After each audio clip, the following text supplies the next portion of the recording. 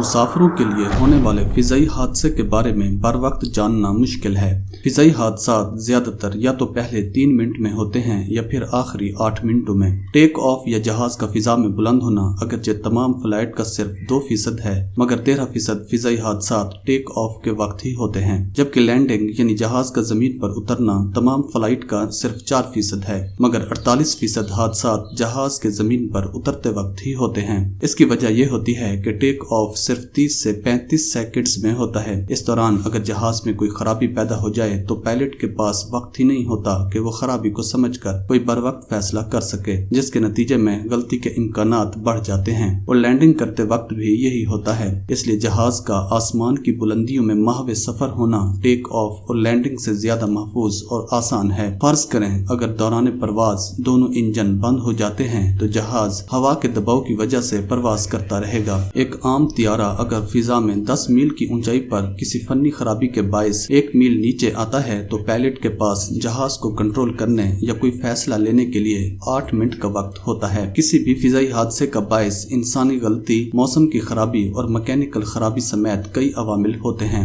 मगर बुनियादी तौर पर सबसे बड़ी वजह इंसानी गलती ही होती है, जो तमाम हादसात का 50% है। मैकेनिकल खराबी फिजाई हादसात का एक छोटा सा हिस्सा होती है और मौसम की खराबी बस इतनी ही खतरनाक है जितनी खराब मौसम में कार ड्राइविंग। अगरचे आजकल के हवाई जहाज हर तरह के मौसमी हालात में महफूज तरीके से परवाज के काबिल होते हैं, मगर छोटे हवाई जहाजों के लिए ज्यादा एहतियात की जरूरत होती है। खुशकिस्मती से अब कई जदीद टेक्नोलॉजीज इजाद हो चुकी हैं जो ऊपर बयान किए गए खतरात को कम करने में मदद फराहम करती हैं। लैंडिंग निजाम में मौजूद आलात का एक अहम हिस्सा पायलट को नाकिस विजिबिलिटी के दौरान मदद फराहम करता है। ये रेडियो सिग्नल्स का एक कोन होता है जो पायलट को खराब विजिबिलिटी के दौरान एक महफूज ग्लाइड पाथ राहदारी के अंदर रहने के लिए मदद फराहम करता है। खतरनाक या मुख्तसर रनवे वाले एयरपोर्ट अक्सर एक engineered material arrester system install करते हैं। ये मटीरियल की फाउंडेशन यानी बुनियाद होती है जो रनवे के आखिर में डेविएशन के नतायज की शिद्दत को कम करने के लिए होती है।